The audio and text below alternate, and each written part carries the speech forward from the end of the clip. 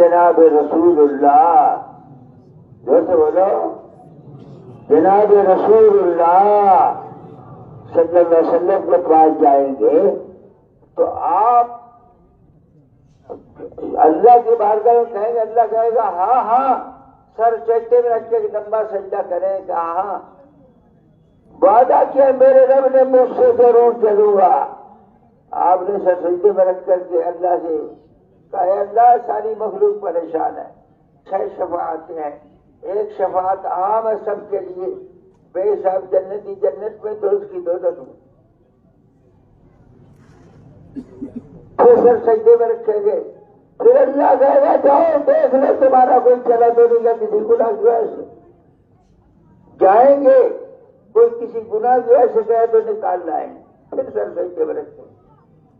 پھر کوئی چلا کسی گناہ کی وجہ سے جس کے دل میں رائی گنانے کے برابر ان کو بھائی ہو۔ صحابہ نے پوچھا کہ یا رسول اللہ میدان محشر میں آپ کو تلاش کرے تو کہاں ملو گے؟ فرمایا کبھی پھول سے رات بھر، بال سے باریک تلوار سے تیز 1500 برس کا راستہ، میں وہاں کھڑا ہوں گا، یہ کہہ رہا ہوں گا رب سلم رب سلم رب سلم رب سلم رب سلم رب سلم، اے اللہ میری امت کو سلامتی سے پار اتار، یا فرمایا میزان پر ملوں گا جہاں میری امت کی اعمال تولے جائیں گے، یا حوض کوثر پر ملوں گا، میرے امت آ رہے ہوں گے نور والے ہاتھوں سے جام پلا رہا ہوں گا، یا بارگاہ الہی میں اللہ کی بارگاہ میں جہاں حساب ہوگا وہاں ملوں گا، میں کہوں گا اللہ یہ میرا ہے، میدان محشر میں